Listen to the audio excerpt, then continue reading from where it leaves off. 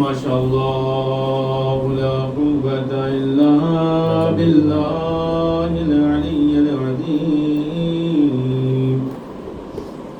أعوذ بالله من الشيطان الرجيم. بسم الله الرحمن الرحيم. الحمد لله رب العالمين،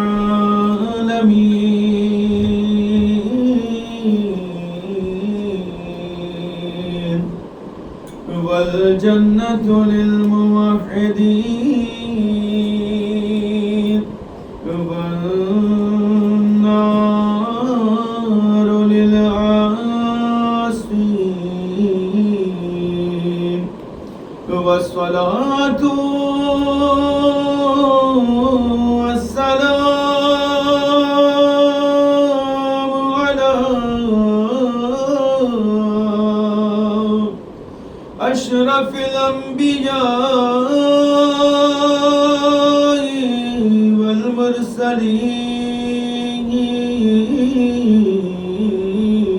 والمرسلين، وخاتم النبيين،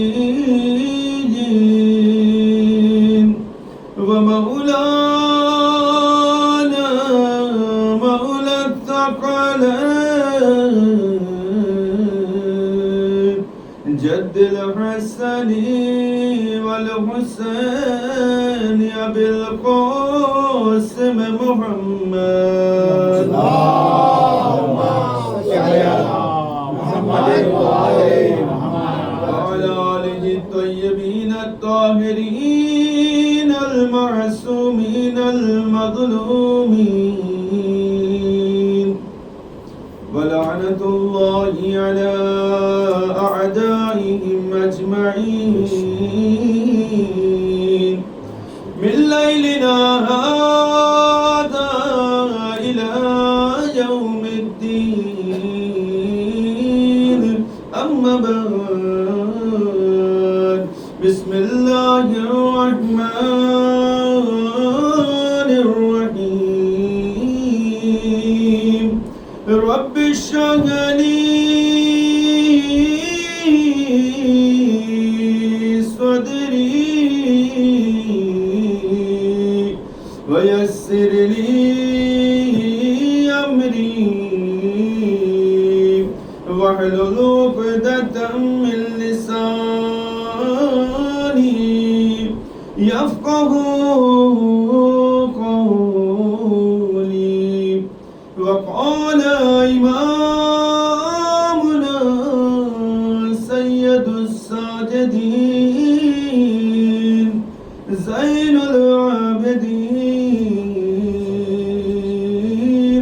علي بن الحسين عليه الصلاة والسلام، ووفقنا فيه لأن نصل أرحامنا بالبر والسلام، وأن نتعاهد جيراننا بالأفضال والعطية. صلوات پڑھیں محمد وعلى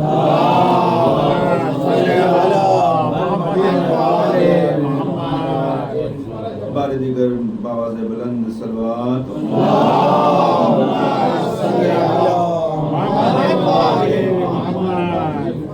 برائے ظہور امام حسن رضی اللہ تعالیٰ فرج شریف مل جل کر صلوات پڑھیں محمد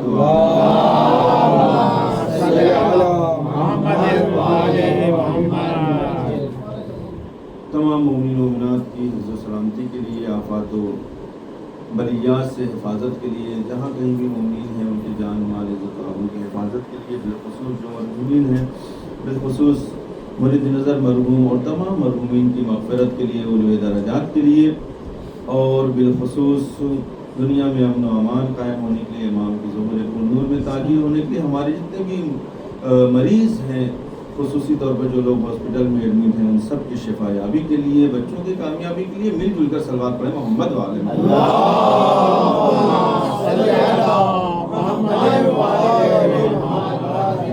آپ حضرات سے گزارش ہے ایک مدرسہ ہے اللہم صلی علی محمد وعلی محمد اللہم صلی علی محمد وعلی محمد اللہم صلی علی محمد وعلی محمد وعجل فرجهم اللہم بعث الثواب والسرحة إلى أئمة المعصومين عليهم الصلاة والسلام وابعث ثوابها بحق محمد وآله الطاهرين إلى مرحومة المغفور سید حسن عباس ابن مرحوم سید اطہر حسین جملہ مومنین و مومنات مرحومین و مغفورین بحق محمد وآلہ الطاہرین صلوات علی محمد وآلہ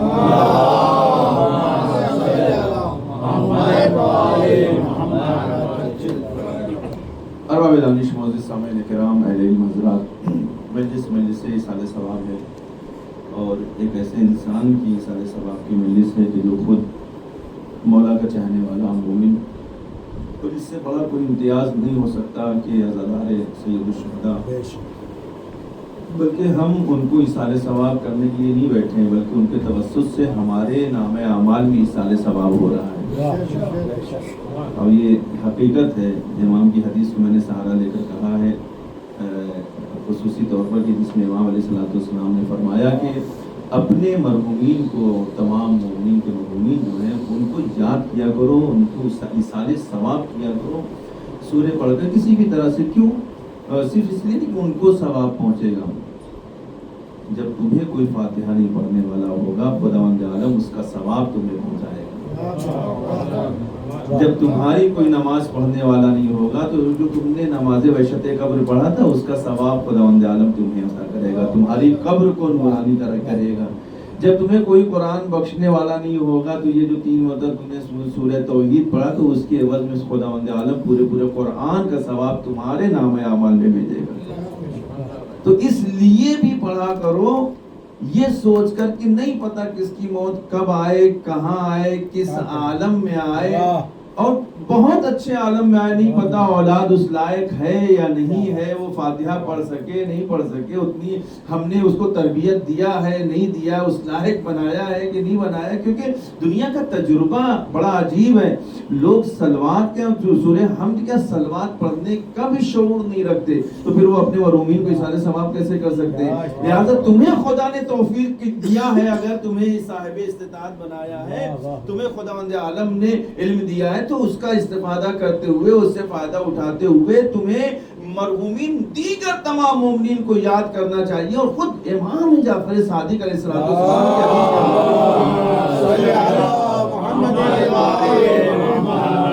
آپ نے بیان فرمایا کہ ہمارے گھر کا کچھ دستور ہے، توجہ کریں، ہم لوگ دیکھتے ہیں نا کہ مطلب جو ہے لائف سٹائل ہماری کیسی ہونا چاہیے۔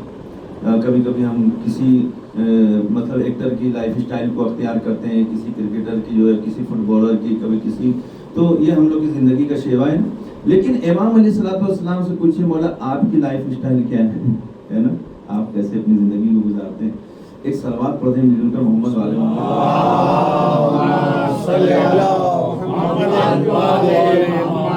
معلوم نہیں کیا دوپہر سے جو نا سر میں میرے بہت شدید درد ہو رہا ہے، بہت آہستہ آہستہ میں، آپ میرا ساتھ دیجیے گا انشاءاللہ۔ جو صلوات پڑھیں مل جل کر محمد تو لائف سٹائل کے بارے میں بات ہو رہی تھی، لائف سٹائل جو خود امام سے پوچھتے ہیں مولا آپ کی زندگی، طرز زندگی کیا ہے، اب آپ کی جو ہے زندگی جینے کا طریقہ کیا ہے، آپ کس طرح سے اپنی زندگی کو گزارتے ہیں؟ سنیں گے امام کیا فرما رہے ہیں۔ چھٹے امام علیہ السلام فرماتے ہیں کہ ہماری زندگی کا طریقہ کیا ہے، ہمارے گھر کا دستور یہ ہے کہ ہمارے بچے، ہمارے گھر والے، ہمارے گھر کی عورتیں رات میں اس وقت تک سوتے ہی نہیں ہیں جب تک یہ کچھ کام ہم لوگ انجام نہ دیں۔ اب اسے تو ہمیں تو اپنانا چاہیے نا، امام فرما رہے ہیں ہمارے گھر کا دستور یہ ہے، ہم اس کام کو انجام دیتے ہیں۔ مولا وہ کام کون سا ہے؟ امام فرماتے ہیں ہم پورے قرآن کی تلاوت کر کے تب سوتے ہیں، چاہے بچہ ہو، چاہے بوڑھا ہو، چاہے جوان ہو۔ مولا پورا قرآن کیسے؟ کہا 3 مرتبہ سورہ توحید کی تلاوت کرتے ہیں، خداوند عالم اس کے عوض میں پورے قرآن کا ثواب عطا کرتا ہے۔ صلوات پڑھیں محمد و آل محمد پر۔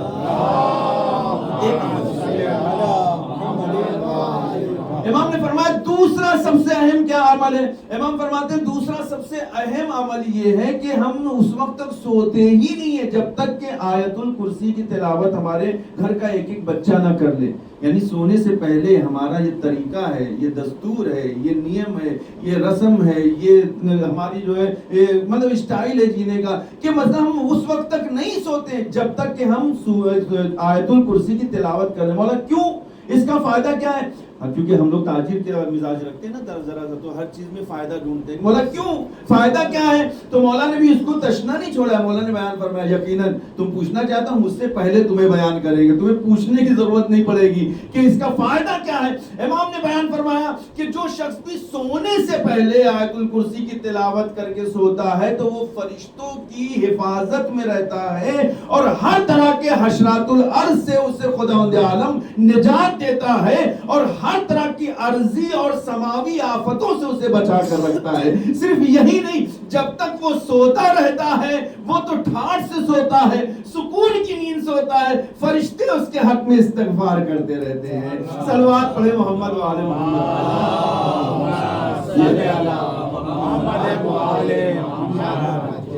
یہ دوسرا اہم کام امام نے فرمایا کہ ہمارے گھر کا کوئی بھی بچہ بغیر وضو کے نہیں سوتا ہے. ہم وضو کر کے سوتے ہیں تو پوری رات ہماری جو ہے عبادت میں گزرتی ہے. توجہ کریں، عبادت میں گزرتی ہے.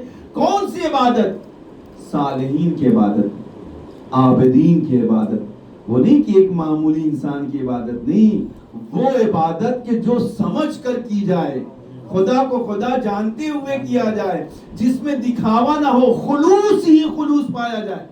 ویسی عبادت امام فرمایا کہ ہم جب سوتے ہیں تو اس سے پہلے ہم صرف ہم نہیں، امام نے فرمایا صرف ہم نہیں. اب آپ یہ کہیں کہ مولا وہ تو امام تھے، نہیں، امام نے فرمایا ہمارے گھر کا ہر بچہ، ہر فرد اس کام کر کے کو انجام دے کر تب سوتا ہے.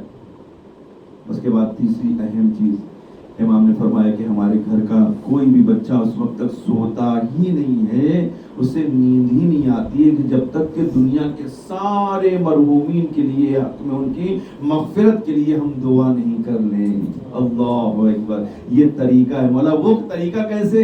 جس طرح سے سارے مرحومین، ہمیں تو نام نہیں پتا کب، اور جناب آدم کے زمانے کے ہم تو اپنی زبانیں اپنے گھر کے مرحومین کو نہیں پہچانتے. بھائی نہ جانے کتنے مرحومین ہیں، ہم سب کو، ہم اپنے آباء و اجداد کے اسامی کو نہیں جانتے، ان کو نہیں جانتے. امام نے فرمایا تمہیں پریشان ہونے کی ضرورت نہیں ہے، صرف ایک جملہ کہو، اللہم اغفر لنا اللہم اغفر لکل المؤمنین والمؤمنات والمسلمین والمسلمات الاحیاء منہم والاموات. تمام کے تمام مومنین کے لیے، چاہے وہ زندہ ہو چاہے وہ مر چکے ہو، تو ان کے حق میں مغفرت کی دعا کر کے جب انسان سوتا ہے، جو انسان ساری انسانیت کی مغفرت کی دعا کر کے سوئے تو کیا خداوند عالم اس کے گناہوں کی مغفرت نہیں کرے گا؟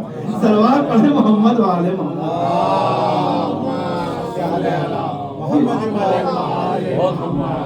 پوری دنیا کی فکر جسے ہو، آدم، اول آدم سے لے کے موجودہ آدم تک کی، سب کی قیامت تک آنے والے تمام انسانوں کی فکر آپ کے سینے میں ہو، اور خداوند عالم آپ ہی کو بھول جائے گا؟ نہیں. امام فرماتے ہیں سب سے پہلے خدا اس دعا کی عوض میں تمہارے گناہوں کو معاف کرتا ہے، تمہارے آباء و اجداد کی مغفرت کرتا ہے، اور ان تمام مومنین کو بھی ثواب پہنچاتا ہے، ان کی مغفرت کرتا ہے. تو یہ غافلین میں یہ وہ لوگ ہیں کہ جو بیدار ہیں، یہ غافل نہیں. تو قرآن مجید نے کہا کچھ لوگوں کو خداوند عالم نے غافل کہا ہے. اور جب قرآن مجید کی آیت کی صورت میں اگر دیکھیں اس کے تناظر میں، تو قیامت کے دن کچھ لوگوں کو غافل کہہ کر پکارا جائے گا. امام سے پوچھا کہ مولا وہ غافلین کون ہیں؟ کہا کہ غافل وہ لوگ ہیں کہ جنہیں پتا تھا لیکن اس کام کو انجام نہیں دیتے تھے. پتا تھا سورہ یاسین کا ثواب بہت ہے لیکن اس کو کبھی پڑھنے کی توفیق نہیں ہوتی تھی. پتا تھا سورہ ہم کا تھوڑی بہت ثواب پتا تھا کتنا ثواب ہے لیکن کبھی پڑھنے کی توفیق نہیں ہوتی تھی. پتا تھا کہ ان کے ایسے ایسے امام ہیں لیکن ان کی سیرت پر عمل کرنے کی کبھی توفیق نہیں ہوئی. صلوات پڑھیں محمد و آل محمد.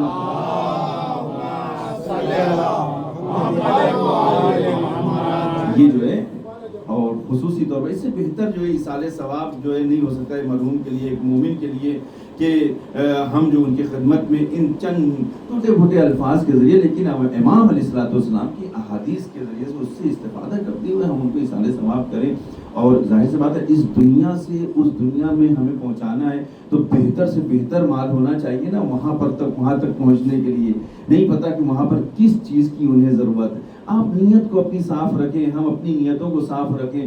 انہی ایصال ثواب کے ذریعے سے جو ہم پہنچا رہے ہیں نا، صلوات کی صورت میں، ذکر کی صورت میں، اہل بیت اطہار علیہ السلام کی حمد و ثنا کی صورت میں، ان کی مدح کی صورت میں، ذکر مصائب سید الشہداء کی صورت میں، یہ ساری چیزیں خداوند عالم بطور احسن برزخ کے عالم انہیں پہنچاتا ہے، اور ان کو وہ چیزیں عطا ہوتی جو وہاں انہیں ضرورت ہوتی ہے. کیونکہ ہمیں ان کی ضرورتیں نہیں پتا ہے، لیکن ہم جس کے توسط سے ایصال ثواب کر رہے ہیں انہیں ان کی ضرورتوں کا خوب پتا ہے. لہذا خداوند عالم کی طرف سے یہ اشارہ ہوتا ہے. اور کیوں نہ ہو، امام نے فرمایا کہ اگر میرا چاہنے والا ہے تو اسے گھبرانے کی ضرورت نہیں ہے.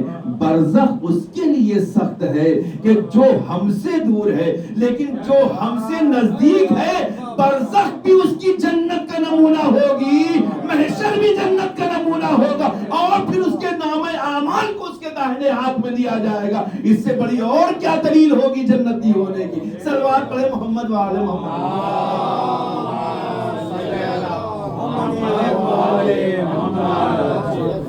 جس کے قرآن نے واضح طور پر کہا ہے اس کو کہ جس کا نام اعمال اس کے داہنے ہاتھ میں دے دیا جائے تو یہ ایک سند ہوگی نا کہ وہ جنت کا حقدار ہے. پہلی سے پتہ چل جائے گا محشر کے میدان میں لوگوں کو کہ یہ جنتی ہے، یہ جو گروہ جا رہا ہے جنت میں جانے والا ہے، یہ جو گروہ جانے والا ہے جہنم میں جانے والا ہے. یہ پتہ چل جائے کیوں؟ وہ نام اعمال کے ذریعے سے. وہ جو دفتر ہوگا نا بڑا سا نام اعمال کا ہمارا، اگر داہنے ہاتھ میں ہے تو وہ جنت کا حقدار ہے، اور اگر بائیں ہاتھ میں ہے تو اسے یہ سمجھ لینا چاہیے کہ اب وہ جنت کی خوشبو بھی سونگھ نہیں سکتا ہے. امام سے پوچھا کہ مولا وہ جنت کی خوشبو کیا ہوتی ہے؟ توجہ کریں گے، ایک روایت کو بیان کروں انشاءاللہ دودھ پائے گا. امام سے پوچھا کہ مولا وہ جنت کی خوشبو کیا ہوتی ہے؟ امام نے فرمایا کہ جنت کی خوشبو وہ ہے کہ جو 5000 توجہ کریں 5000 سال کے فاصلے سے اس کو سونگھا جا سکتا ہے. یعنی ہم یہاں سے لے کر 5000 سال تک کا سفر طے کرتے رہیں، 5000 سال 40 سال 50 سال نہیں 5000 سال تک کا ہم سفر کرتے رہے تو ہمیں وہ خوشبو جنت کی آئے گی. اللہ اکبر. توجہ کریں گے آپ، یعنی 5000 سال کے فاصلے سے جنت کی خوشبو کو استشمام کیا جا سکتا ہے، سونگھا جا سکتا ہے. لیکن مولا نے فرمایا کہ یہ خوشبو اس کے لیے حرام ہے کہ جس کے دل میں ہماری ولایت اور محبت نہیں پائی جاتی ہے، وہ جنت کی خوشبو سے بھی محروم کر دیا گیا ہے. صلوات پڑھے محمد وآل محمد.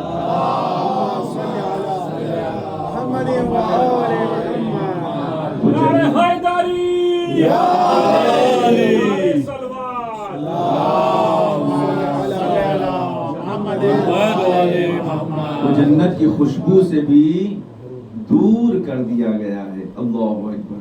یہ آخری زمانہ بڑا خطرناک زمانہ ہے. اس میں اپنے عقیدے کو بچا لینا یہ بڑا کمال ہے. اپنے ایمان کو بچا لینا یہ بہت بڑا ہنر ہے.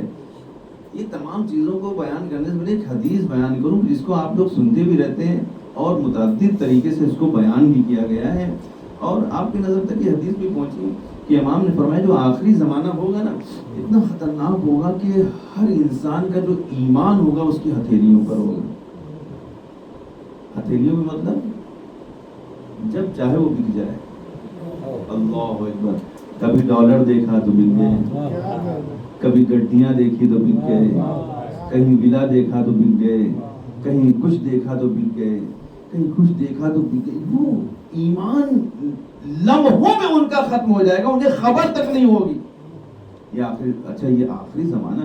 میرے استاد کل ہی ہم لوگ کانفرنس میں تھے، ایک بڑا حسین جملہ انہوں نے بیان فرماتے ہیں جو آخری زمانہ ہوگا نا اس میں ہر کوئی آپ دیکھیں گے نا وہ اپنے آپ کو جو ہے عالم تو چھوڑیے، اب وہ ایک زمانہ وہ ہوگا کہ وہ امام اپنے ہونے کا دعویٰ کرنے لگے گا.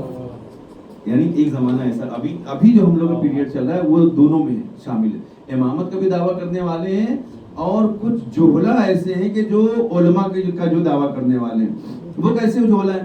وہ جہلا کی تعداد ایسی، وہ عالم ایسے ہیں کہ عالم نما جو جاہل نما عالم ہیں وہ کون سے ہیں کہ جنہوں نے کبھی جو مکتب کا منہ نہیں دیکھا ہے. توجہ کریں، مکتب کا منہ نہیں دیکھا ہے، علمی سند ان کے پاس نہیں ہے.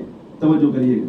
لیکن وہ جو زمانہ ہوگا آخری زمانہ، یہ علامات ظہور امام میں سے آخری جو زمانہ ہوگا، جو اصل علماء کرام ہوں گے ان کو پس پشت ڈال دیا جائے گا، ان کو جھوٹا قرار دیا جائے گا، ان کی توہین دکھتی جائے گی، ان کو مسلوں سے پکڑ کر کھینچ لیا جائے گا، کوئی بولنے والا نہیں ہوگا.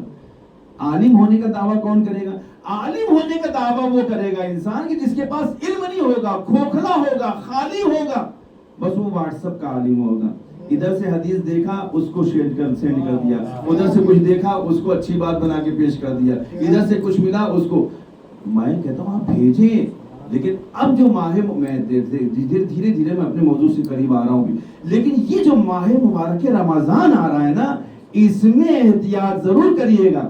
ابھی تک تو ہو سکتا ہے نامہ اعمال کی بنا پر آپ بچ جا رہے ہوں، کچھ نقصان نہ ہو رہا ہو، لیکن اگر یہی کام آپ ماہ مبارک رمضان میں کریں گے اور آپ کو نہیں پتا صحیح طور سے کہ قال صادق ہے، قال الباقر ہے، قال سجاد ہے، قال رضا ہے، قال قاسم ہے، کس نے امام نے فرمایا، اگر صحیح ریفرنس کے ساتھ آپ نے حدیث کو آپ نے شیئر نہیں کیا تو پتا ہے جو دن بھر کا جو روزہ رکھ رہے ہیں نا وہ باطل ہو جائے گا. روزے کو بچانا ہے تو صحیح حدیثوں کو بیان کرنا، ادھر ادھر سے آئی ہوئی جملوں کو حدیث بنا کر پیش نہ کرنا. آپ کہیں گے مولانا یہ کتنا بڑا دعویٰ آپ نے کر لیا. میں دعویٰ نہیں کر رہا ہوں، حدیث کہہ رہی ہے، مسائل کہہ رہے ہیں، احکام کہہ رہے ہیں کہ ائمہ معصومین پر تہمت لگانا حرام ہے جس سے روزہ باطل ہو جاتا ہے. صلوات پڑھے محمد وآل محمد.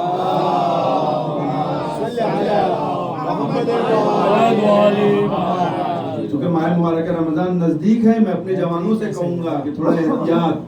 یہ نہیں کہ جو ملا پھینک دیا جو ہے، نہیں. اچھا اس میں ضروری نہیں ہے. آج کل دیکھیں میڈیا جو ہے، میں پوری ذمہ داری سے کہہ رہا ہوں، میڈیا پر آپ سے زیادہ غیروں کی نظر ہے، اس پر توجہ رکھیے گا. اور آپ لوگ جو صاحب علم ہیں میری تائید فرمائیں گے. کیوں؟ کیونکہ اسی مکتب فکر کو، اسی مکتب جعفری کو، مذہب جعفری کو بدنام کرنے کے لیے کھربوں ڈالر خرچ کیے جا رہے ہیں. کیسے خرچ کیے جا رہے ہیں؟ انسانوں کو خریدا جا رہا ہے، مولوی بنایا جا رہا ہے، امامے رکھے جا رہے ہیں. اس کے علاوہ باقاعدہ طور پر بڑی بڑی ٹیمیں موجود ہیں کہ جو امام کے حوالے سے میسیجز بناتے ہیں امام کے نام سے. یعنی اس زمانے میں ایک ابو ہریرہ تھا، آج کے زمانے میں لاکھوں کی تعداد میں ابو ہریرہ ہے. صلوات پڑھے محمد وآل محمد.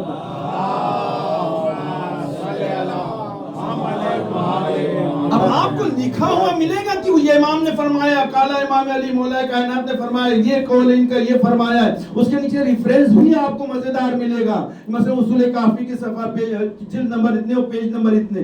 لیکن جب آپ اس کو تلاش کریں گے نا تو وہ ریفرنس آپ کو اس کتاب میں نہیں ملے گا. یہ المیہ ہوگا. لہٰذا بہت سوچ سمجھ کے جوانوں کے لیے میں چونکہ ایک میسج دینا چاہتا تھا. ماہ مبارک رمضان نزدیک ہے تو یہ میسج اس لیے دے رہا ہوں تاکہ آپ کے روزے محفوظ رہیں. اور خود روایتیں کہتی ہے کہ دیکھیں خود عالم اتنے بڑے نہ بن جائیں کہ اس پر عمل ہی نہ کریں. رسول اسلام کا طریقہ کار یہ تھا، طریقہ تبلیغ یہ تھا. توجہ چاہتا ہوں، طریقہ تبلیغ یہ تھا کہ کسی بھی بات کو بیان کرنے سے پہلے اس پر خود عمل پیرا ہوتے تھے، پھر اس کا حکم دیا کرتے تھے. پہلے خود ہم عمل کر لیں پھر دوسروں کو دعوت عمل دیں. اگر ہم عمل سے خالی ہوں گے، پرے ہوں گے تو لاکھ ہم کہتے رہیں، ہماری زبان کا اور ہمارے کہنے کا کسی پر عمل نہیں ہونے والا ہے. صرف میسج پہنچا دینے کا نام علم نہیں ہوتا ہے. علم سب علم اس وقت کہا جاتا ہے کہ جب آپ پہلے اس پر عمل کر کے دکھائیں، اور پھر جب عمل کرنے والا ہوتا ہے تو اسے کہنے کی ضرورت نہیں پڑتی ہے، وہ کرتا جاتا ہے، لوگ اس پر عمل کرتے چلے جاتے ہیں. صلوات پڑھے محمد وآل محمد. اور یہ آخری زمانے کی جو نشانیاں جو میں نے بیان کیا اس میں کیا کہ صرف یہ علماء نہیں بلکہ اب وہ نوبت آئے گی کہ لوگ امامت کا دعویٰ کرتے ہوئے نظر آئیں گے. اب اتنا زیادہ علم بڑھ جائے گا. اب آپ دیکھ لیے سوشل میڈیا اٹھا کر دیکھیں طرح طرح کے لوگ آپ کو یہی ہندوستان میں جو ہے بہت سے ایسے لوگوں نے جو پہلے جو دعویٰ کیا تھا چھوڑیے پہلے والوں کو, آج کی نسل والے اپنی نسل والوں کو دیکھیں, اپنے زمانے کے لوگوں کو دیکھیں کہ امام مہدی ہونے کا دعویٰ کیا جا رہا ہے, باقاعدہ طور پر کہا جا رہا ہے کہ میں امام مہدی ہوں. استغفر اللہ معاذ اللہ, ہزار نعوذ باللہ. کہ میں یہ ساری چیزوں سے بحث نہیں کرتا ہوں کہ کس نے دعویٰ کیا, کیوں دعویٰ کیا. یہ بھی امام مہدی علیہ الصلوۃ والسلام کے حق ہونے کی ایک بہت بڑی دلیل ہے. توجہ کریں, یہ بہت بڑی دلیل ہے کہ آپ کی غیبت کے زمانے میں مہدویت کا دعویٰ کرنے والوں کی تعداد بہت زیادہ ہوگی. اور پھر امام نے فرمایا ہے, رسول نے فرمایا ہے, ساری نشانیاں ایک طرف, جب تک وہ ہماری نسل سے نہیں ہوگا امام مہدی نہیں ہو سکتا ہے.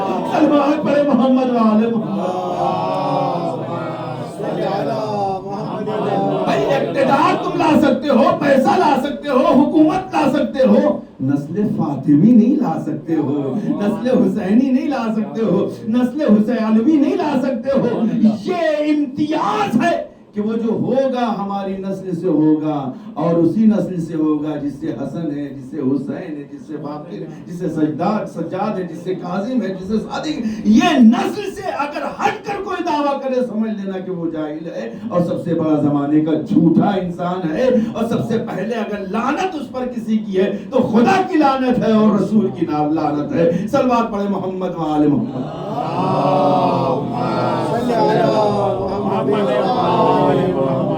لہذا ہمیں اپنے آپ کو سنوارنے کی ضرورت ہے, بنانے کی ضرورت ہے. ماہ مبارک رمضان, اب ایک دو جملہ چونکہ بات آ گئی میں کہتے چلوں کہ جب ماہ مبارک رمضان آ رہا ہے تو ہم اس کا استقبال کریں. کیسے استقبال کریں تاکہ اس کے لیے آمادہ ہو جائیں. صرف آپ میسج نہ کریں کہ جو ہے مثلا جو یہ ہو جائے, یہ کر لیں, یہ کر لیں. ہم خود اپنے آپ کو سنوارے پہلے.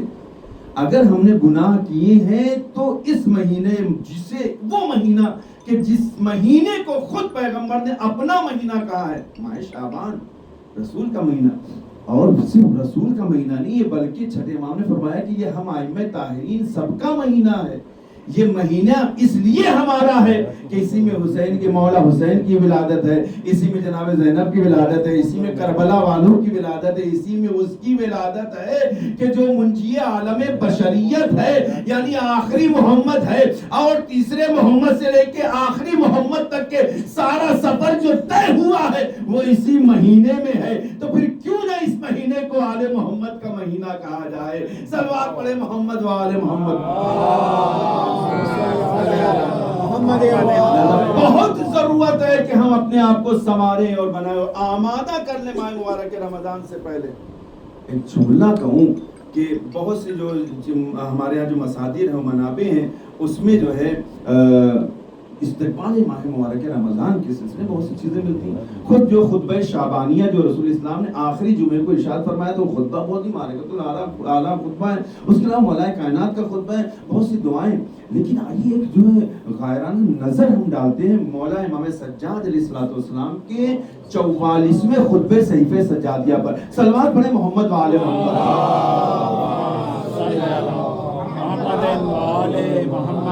امام علیہ الصلوۃ والسلام نے اس صحیفہ سجادیہ کی اس 44ویں دعا میں استقبال ماہ مبارک رمضان کے سلسلے میں کچھ چیزیں ارشاد فرمایا. پہلا جملہ کیا ہے معلوم ہے؟ تو ہم تو ثنا ہے خداوند عالم کی. اس کے بعد جو آپ نے گفتگو شروع کیا ہے بڑی شیرین گفتگو ہے. آپ فرماتے ہیں کہ خدا کا شکر ہے, امام فرما رہے ہیں کہ خدا کا لاکھ لاکھ شکر ہے کہ جس نے ہمیں وہ مہینہ رحمتوں کا عطا کیا ہے کہ جس میں اب حاصل کرنے سے نعمتوں کو بہت سے ہمارے ساتھ جو رہا کرتے تھے محروم ہو گئے. جملے کی افادیت سمجھیں گے کیا ہے, اس کی منزلت کیا, عظمت کیا ہے. یہ وہ مہینہ جو ہمیں عطا ہو رہا ہے, بہت سے ایسے تھے جو ہم سے بہت بہتر تھے لیکن ان کے حصے میں, ان کی قسمت میں یہ مہینہ خود سے شامل نہیں ہو سکا. امام فرماتے ہیں کہ خدا کا شکر ادا کرو. اگر یہ مہینہ تمہیں مل جا رہا ہے تو خداوند عالم کا شکر بجا لاؤ کہ ہمیں رمضان کے لیے منتخب فرمایا ہے. یعنی کوئی بات ہوگی، کوئی خصوصیت ہوگی آپ کے اندر، کوئی امتیاز ہوگا کہ جس کی وجہ سے خداوند عالم نے ہمارا اور آپ کا انتخاب کیا ہے اس ماہ مبارک رمضان کے لیے. یہ میرا جملہ نہیں، امام کا جملہ ہے. امام فرماتے ہیں جو تمہارا انتخاب ہوا ہے نا، اس کے لیے خدا کا شکر ادا کرو اور یہ حتمی طور پر جان لو کہ یہ خصوصی طور پر تم وہاں تک نہیں پہنچ سکتے تھے مگر اس لیے کہ خداوند عالم نے تم پر احسان کیا ہے، یا تمہارے آباء و اجداد کی نیکیوں کی وجہ سے یا تمہاری کسی خاص نیکی کی وجہ سے یہ احسان کرتے ہوئے تمہیں پھر سے یہ مہینہ عطا کیا.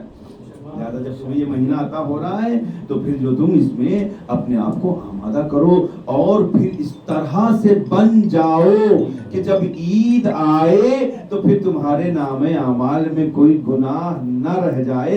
ایسے ہو جاؤ کہ جیسے کوئی بچہ آج ہی دنیا میں قدم رکھ رہا ہو. صلوات پڑھے محمد والے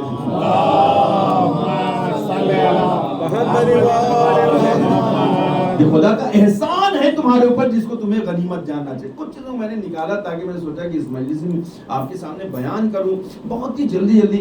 امام نے جو ہے بہت سی چیزوں کو اس دعا میں پڑھیے گا انشاءاللہ، اس کا ترجمہ پڑھیے گا، بہت لطف آئے گا کہ کیا چیزوں کو امام نے جو ہمارے لیے بیان کیا.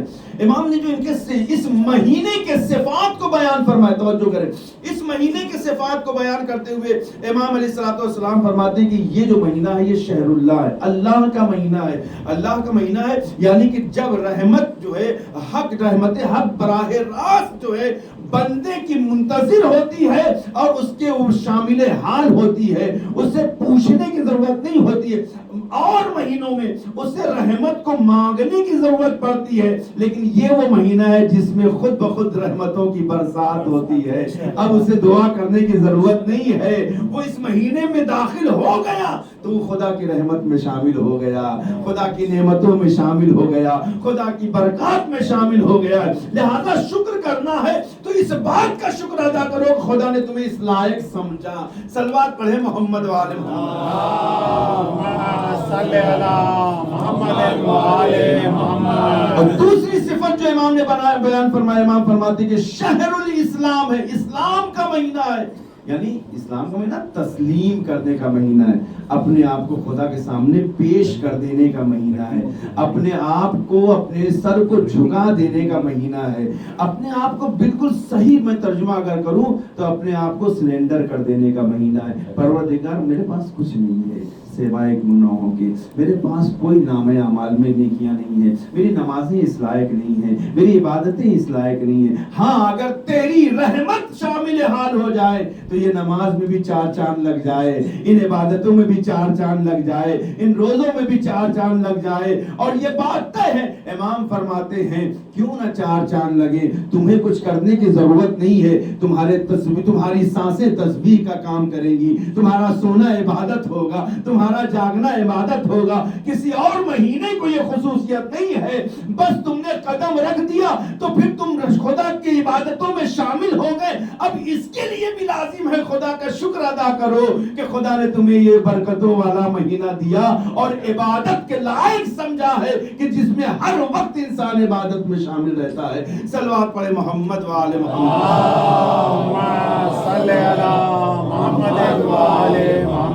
اور دو صفت کو اور بیان کروں. امام نے فرمایا کہ شہر الطہور ہے یعنی طہارت کا مہینہ ہے، اپنے آپ کو پاکیزہ تمام تر گناہوں اور آلائشوں سے اپنے آپ کو پاک اور پاکیزہ کر طہور کا ہے، طاہر کرنے کا مہینہ ہے. ایسا مہینہ ہے کہ اب اگر تم نے اس مہینے میں اپنے آپ کو پاک نہیں کیا تو پھر اب کوئی ایسا دن نہیں ملنے والا ہے کہ جس دن تم پاک اور پاکیزہ ہو سکو. لاکھ جا کر تم گنگا میں بھی اپنے آپ کو ڈبا دو تو پاک نہیں ہو سکتے ہو، تم زمزم میں جا کر اپنے آپ کو ڈبو دو پاک نہیں ہو سکتے ہو. ہاں اگر پاک ہونا ہے تو جن کو خدا نے طہارت کی سند دی ہے ان کی ہمراہی کرنا ہوگا. اور قرآن نے جن کے لیے سند پیش کی ہے وہ کوئی اور نہیں ہے، وہ لوگ ہیں جو چادر قصا میں ہیں، اور وہی ہے کہ جن کا وسیلہ دے کر خدا نے پہچنوایا ہے. ہم فاطمہ بابوہا وبالوہا وبنیہا. اگر ان کا واسطہ لے کر آؤ گے تو ہم تمہارا شمار طیبین و طاہرین دین میں کریں گے، ان سے ہٹ جاؤ گے تو پھر تمہارا شمار کچھ نہیں ہو سکتا. صلوات پڑھے محمد وآل محمد.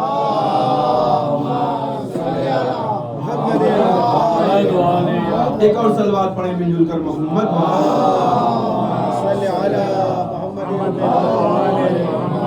اور اس کے بعد جو بہت اہم امام علیہ السلام نے ایک صفت بیان کی ہے وہ کیا ہے؟ شہر التمحیص. شہر التمحیص کسے کہتے ہیں؟ تمحیص والا مہینہ.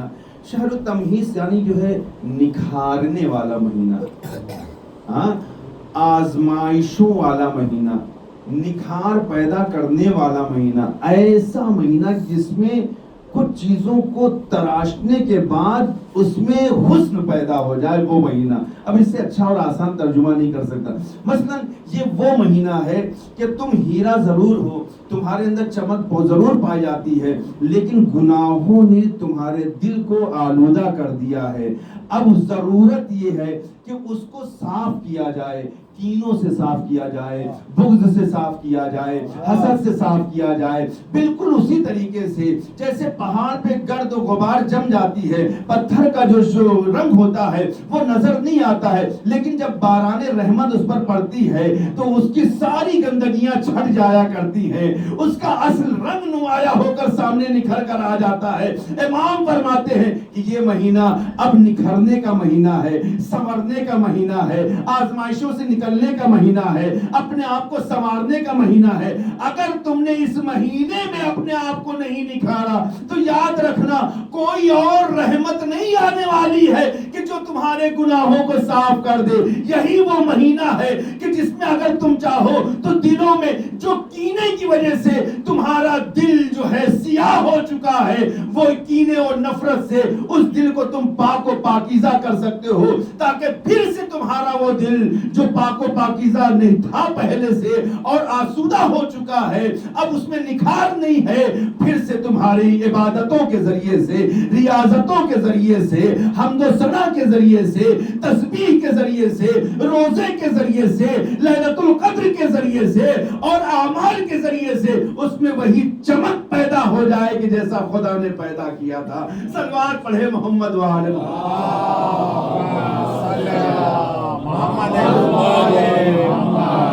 اور بڑا عجیب مہینہ ہے واقعا، جتنی تعریف اور اس کی بیان کی جائے کم، اور جتنی فضیلت بیان کی جائے کم. امام علیہ السلام نے بیان فرمایا کہ یہ بہترین موقع ہے تمہارے لیے، اور اس سے اچھا کوئی موقع نہیں آ سکتا ہے کہ ماہ مبارک رمضان سے پہلے ایک میسج چلتا ہے. آپ نے دیکھا ہوگا واٹس ایپ پر اور سب کی نظر رہتی ہے سوشل میڈیا پر، ایک میسج چلتا ہے 15 شعبان سے پہلے اور ایک میسج گھومتا ہے ماہ رمضان سے پہلے. کچھ لوگوں کے چہرے پہ مسکراہٹ آئی ہے تو اس کا مطلب میسج بھی پتا ہوگا. 15 شعبان سے پہلے میسج کیا گھومتا ہے جی؟ کوئی غلطی ہو گئی ہو تو معاف کر دینا، میں نے دل دکھایا ہو تو معاف کر دینا، میں نے کچھ غصب کیا ہو تو معاف کر دینا، میں نے کچھ چھینا ہو تو معاف کر دینا. مجھے یہ بتائیں کہ کیا صرف لکھ دینے سے معاف ہو جائے گا؟ اللہ اکبر، اللہ اکبر، اللہ اکبر. مجھے نہیں پتا یہ بات کہاں تک پہنچ رہی ہے. یعنی یہ صرف لکھ دینے سے کیا یہ معاف ہو جائے گا؟ امام تو فرماتے ہیں کہ جب تک حقدار کا حق اس تک نہیں دو گے وہ معاف نہیں ہونے والا ہے. تم خانہ کعبہ میں نماز پڑھتے پڑھتے بھی تم کو موت آ جائے، خدا تمہارے گناہ نہیں معاف کرنے والا. اگر تم نے کسی یتیم کے حق کو دبایا ہے، اس کے حق کو چھینا ہے، اس کے پر قبضہ کیا ہے، مسئلہ تو یہ ہے آج ہم خود کو ثابت اور صحیح سمجھتے ہیں، دوسرے کے اوپر انگلیاں اٹھاتے ہیں. یہ بھول جاتے ہیں کہ ساری غلطیاں پہلے ہم میں پائی جاتی ہیں، سدھار یہاں سے ہوگا وہاں سے نہیں. صلوات پڑھے محمد وآل محمد.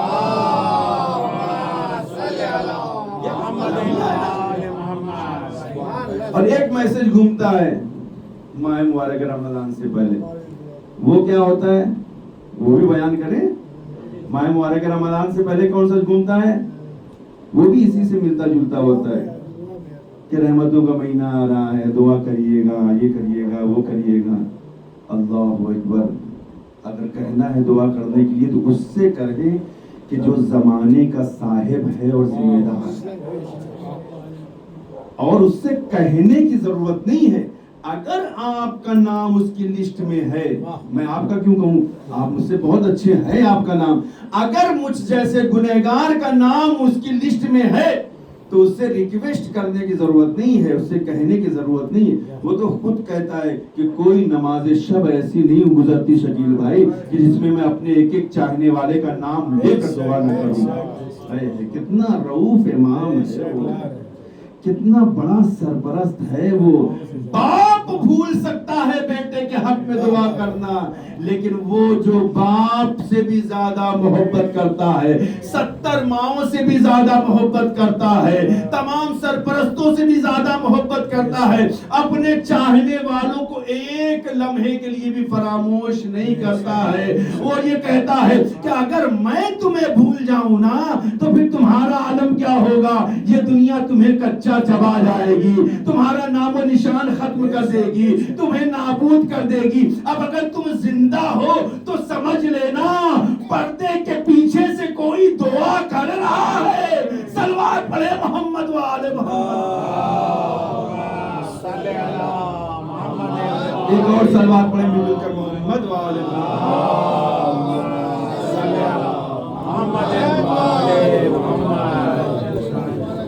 بار دیگر بآواز بلند صلوات.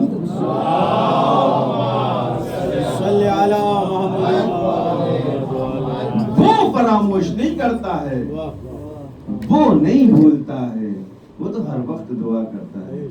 اور صرف وہی نہیں دعا کرتا، اس کے ساتھ ساتھ آباء و اجداد بھی ان کے دعا کرتے ہیں. اللہ اکبر. بس ضرورت کس بات کی ہے کہ اس کی لسٹ میں ہمارا نام آ جائے. فکر یہ کرنا ہے، ہمیں سوچنا یہ ہے کہ اس کی لسٹ میں ہمارا نام کیسے آئے. بس اگر نام آ گیا تو کہنے کی ضرورت نہیں. نام کس طرح سے ہم درج کرائیں وہاں پر امام فرماتے ہیں تمہیں بہت بڑا متقی بننے کی ضرورت نہیں، بس وہ کرو کہ جو میں چاہتا ہوں. اب اس کا بہت سے جوابات دیے گئے ہیں، بڑی بڑی کتابیں، بڑی بڑی جلدیں، نہ جانے کئی کئی جلدوں پر مشتمل کتابیں ہیں اس سوال کے جواب میں کہ کیا ہم کریں کہ امام کے ناصرین میں اور ان کی لسٹ میں شامل ہو جائیں. لیکن وہ ساری چیزوں کو تھوڑے سے وقت میں بیان نہیں کر سکتا ہوں. بس ایک جملہ بیان کرتا ہوں، ایک عارف، عالم عارف کا، جس کی پہنچ امام زمانہ تک تھی، جس کی رسائی امام تک تھی، جو بڑی پرواز رکھتا تھا، جو ایک وقت میں کبھی قم میں نظر آتا تھا، کبھی نجف میں نظر آتا تھا. وہ کوئی اور نہیں، آیت اللہ بہجت. آیت اللہ بہجت سے ہماری زمانے میں ہماری دوستوں میں سے کچھ لوگ گئے تھے آگا کے پاس نماز پڑھنے کے لیے. ان کے پیچھے بہت چھوٹی سی مسجد تھی، اس سے تھوڑی سی بڑی رہی ہوگی. جو لوگ گئے ہیں زیارت کے لیے تو ان کو پتا ہوگا، وہ گزر خان میں جو ہے اندر ایک مارکیٹ تھی، اسی میں آپ کی مسجد تھی، اس میں آپ نماز پڑھاتے تھے اور نماز کے بعد لوگ مصافحہ کرتے تھے. توجہ، سوال کیا ہم کریں کہ امام کی لسٹ میں ہمارا نام آ جائے، ان کے ناصرین میں نام آ جائے نا. وہ ساری کتابوں کو ایک طرف رکھیں، آغا کا جملہ ایک طرف ہے. ایک طالب علم جو تنزانیہ کے رہنے والے تھے، انہوں نے آغا سے سوال کیا کہ آغا میں چاہتا ہوں کہ خدا کا مقرب بندہ بن جاؤں، امام کا سچا دوست و ساتھی بن جاؤں، مجھے کیا کرنا چاہیے، کون سا میں کام کروں، کیا کروں میں. سنیں گے آغا نے کیا فرمایا. بہت بڑے بڑے اعمال نہیں بتائے گا، 25 مرتبہ سورہ یاسین پڑھنا، 40 دن یہاں جانا، 50 دن وہاں جانا، یہ کرنا وہ کرنا. کچھ بہت سمپل، جس کو ہر کوئی انجام دے سکتا ہے. آغا نے کہا کہ تمہیں کچھ کرنے کی ضرورت نہیں، صرف اتنا کرو کہ جو خداوند عالم نے تم پر واجب قرار دیا ہے اس کو ترک مت کرو، جسے حرام قرار دیا ہے اسے انجام دو. بس یہی. مستحبات کی کے لیے بھی تاکید نہیں کیا آپ نے، کہا کہ صرف اور صرف واجبات کو ترک مت کرو، جو حرام کیا گیا ہے تمہارے اوپر اس کو انجام نہ دو. بس اتنا ہی کرنے سے تم امام کے بھی قریبی ہو جاؤ گے، خدا کے بھی قریبی ہو جاؤ. اور تمہارا وقت کا امام تم سے کچھ اور نہیں چاہتا ہے، بس اتنا ہی چاہتا ہے کہ تم اللہ کے بندے صحیح طور پہ بن جاؤ اور اس کے غلام بن کر زندگی گزارنا سیکھ جاؤ. صلوات پڑھے محمد و آل محمد.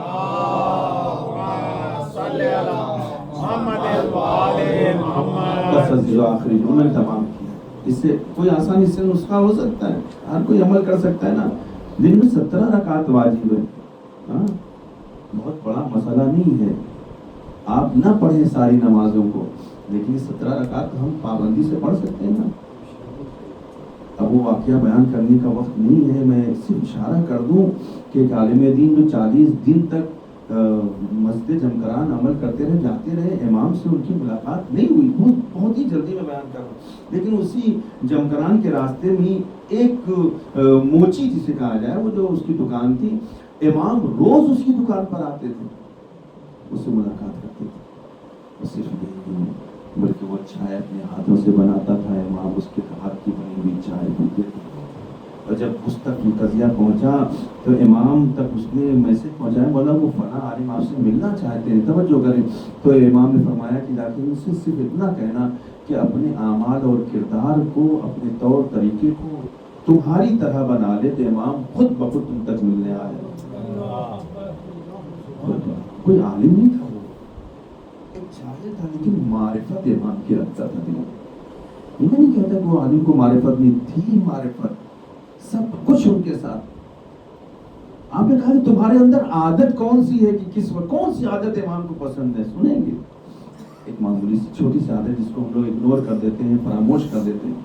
کہا کہ میری عادت یہ ہے کہ جیسے ہی نماز کا اصل وقت ہو جاتا ہے, میں اپنی دکان کو بند کر کے یہیں روڈ پر مصلی بچھا کر نماز پڑھنا شروع کر دیتا ہوں. مجھے خوف نہیں ہوتا کسی کا کوئی کیا کہے گا, نہیں. جیسی نماز کا وقت ہوتا ہے میں نماز کے لیے مصلی بچھا دیتا ہوں.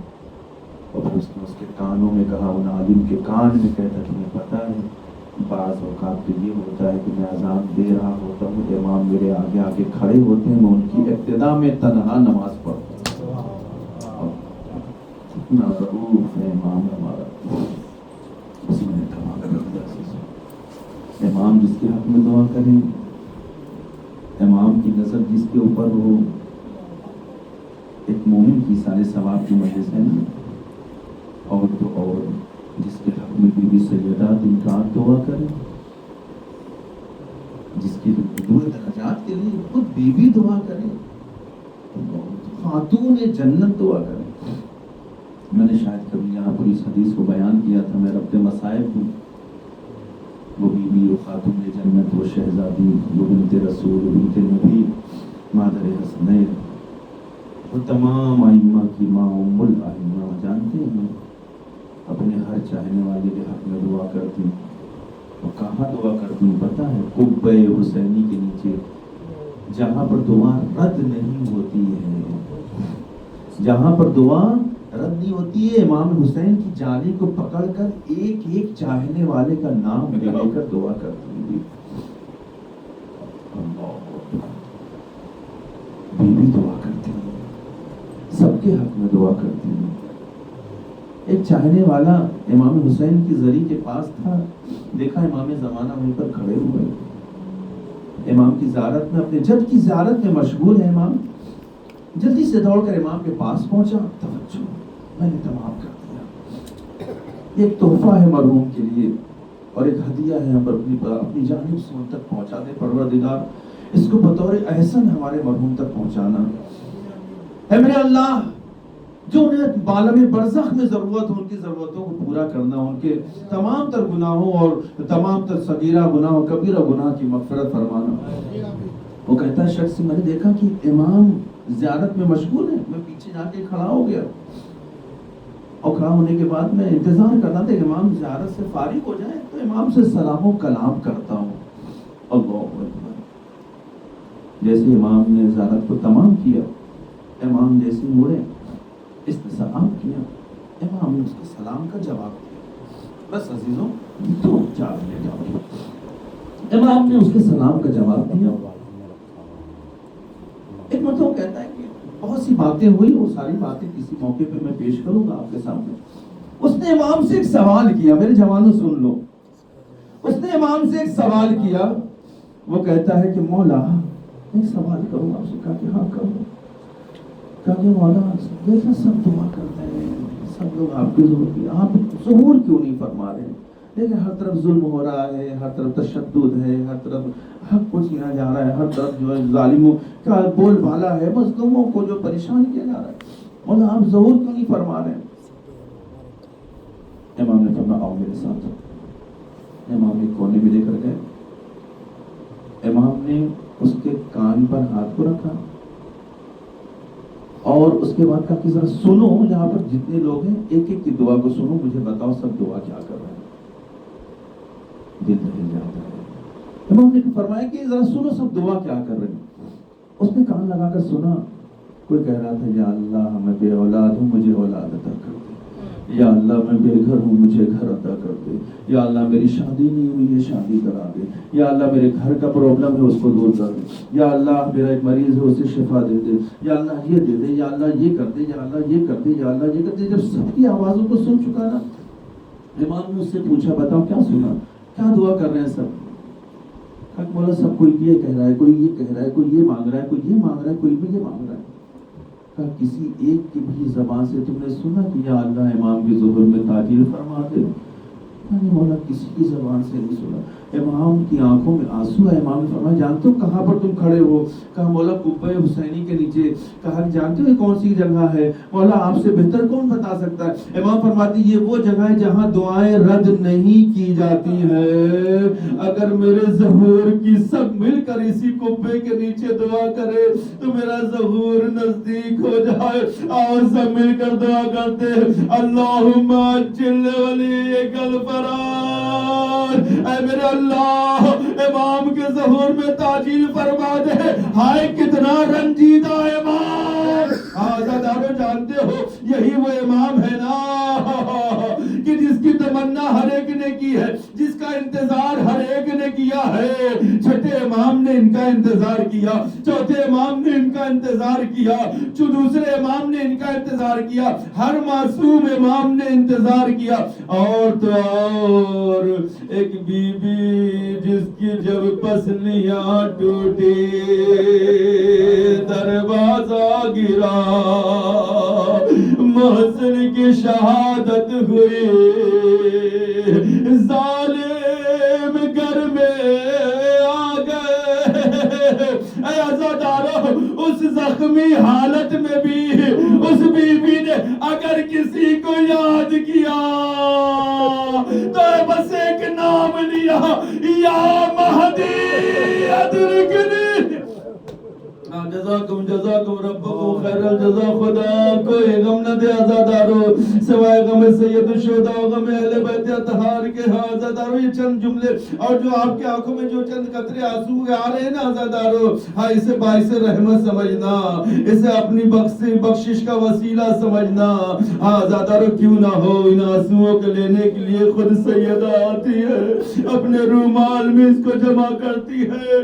عزادارو اگر پیشانی حر پر یہ رومال بندھ جائے تو اس کی بخشش ہو جائے، جس کے آنسو اس رومال میں رقم ہو جائے، محفوظ ہو جائے، تو خدا کیا اس کے گناہوں کو نہیں بخشے گا؟ جزاکم ربکم خیر الجزا۔ عزادارو بس آخری جملہ، اے عزادارو امام خود فرماتے ہیں اے جد مظلوم میں آپ پر صبح گریا کرتا ہوں، شام گریا کرتا ہوں، جب ان آنکھوں سے آنسو تمام ہوتے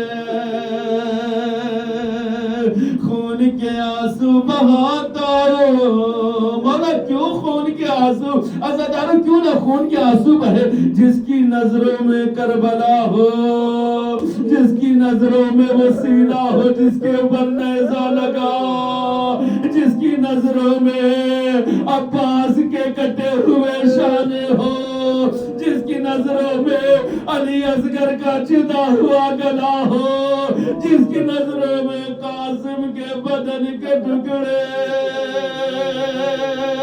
عزادارو کیسے نہ خون کے آنسو امام بہائے. عزادارو جانتے ہو امام خون کے آنسو بہاتے اور ذات ناحیہ میں امام نے اس کی چیز کی طرف اشارہ کیا. امام فرماتے ہو میرا سلام غوث جد مظلوم پر جو پشت ذوالجناح پر کبھی داہن کروٹ لیتا تھا کبھی بائیں کروٹ لیتا تھا. سنو گے عزادارو فلسفہ کیا ہے؟ آخر امام کبھی داہنے مڑتے ہیں کبھی بائیں کروٹ لیتے ہیں. آخر وجہ کیا ہے؟ عزادارو کبھی تصور کیا ہے مقتل کی کتابوں کو اٹھا کر دے. امام نے یوں ہی یہ جملہ نہیں ارشاد فرمایا. زیارت ناحیہ میں امام نے کہا سلام ہو جد مظلوم پر جو کبھی داہنے جھکتا تھا کبھی بائیں جھکتا تھا. بولا کیوں؟ اے عزادارو جانتے ہو پشت ذوالجناح پر جب مولا آقا حسین کو چاروں طرف سے حملہ کیا جانے لگا نا, کوئی نیزے مارتا تھا کوئی تلوار سے وار کرتا تھا کوئی پتھر سے. اے عزادارو کوئی تیر چلاتا تھا. ایسے عالم میں داہنی طرف سے ایک ظالم نے امام کے پہلو پر ایک نیزے سے وار کیا جو جا کر پیوست ہو گیا. بائیں طرف سے کھڑا ہوا ظالم اس نے بائیں طرف سے ایک نیزہ مارا امام کے پہلو میں پیوست ہوا. اے عزادارو دونوں نیزے جب ایک ساتھ ملے نا, اب جب ادھر سے ظالم کھینچتا تھا نا نیزے کو امام داہنی کروٹ جھکتے تھے, ادھر سے ظالم بائیں تو امام بائیں طرف. آئے زہرا کا جایا حسین. مجھے نہیں پتا عزادارو حسین پر کیا گزری. ایک مرتبہ پوری طاقت کو حسین نے سمیٹا, دونوں طرف سے نیزوں کو پکڑا, آواز دی اماں اب تیرا حسین آ رہا ہے. اے اماں وعدہ کیا تھا نا جب حسین بلائے گا تو آ جانا. ارے ادھر حسین کی آواز کا بلند ہونا تھا. ایک آواز زمین کربلا سے گونجی, آ میرے لال حسین تیری ماں گئی ہے اپنے دامن کو پھیلائے, زہرا انتظار کر رہی ہے. اے میرے چکی آفیس کر پالنے والے حسین, میں نے تجھے بڑی محنت سے پالا. آ میرے حسین تیری ماں تیری. انا للہ و انا الیہ راجعون. ذنبک دائہ و تسلیما لامرہ. یا اللہ یا اللہ یا اللہ یا اللہ یا اللہ یا اللہ یا اللہ یا حمید یا محمود بحق محمد یا اعلی بحق علی یا فاطر بحق فاطمہ یا محسن بحق الحسن یا قدیم الاحسان بحق الحسین الاتشان وبحق الائمة التسعة الطاهرين من ذرية الحسين عليهم الصلاة والسلام. بارک ہماری اس نیک عبادت کو قبول فرما. خدایا مرحوم کو جوار معصومین میں جگہ عطا فرما. اے میرے اللہ ان کے تمام تر گناہ کبیرہ و صغیرہ کی مغفرت فرما. اے میرے اللہ ان کی قبر کو منور فرما. تمام تر مرحومین کی مغفرت فرما. خدایا جہاں کہیں بھی مومنین و مومنات ان کی جان مال عزت و آبرو کی حفاظت فرما. خدایا دنیا میں امن و امان قائم فرما. دشمنان اہل بیت کو نیست و نابود فرما. اے میرے اللہ جو لوگ اہل بیت اطہار کے چاہنے والوں پر ظلم روا کیے خدایا ان کا جلد سے جلد خاتمہ فرما.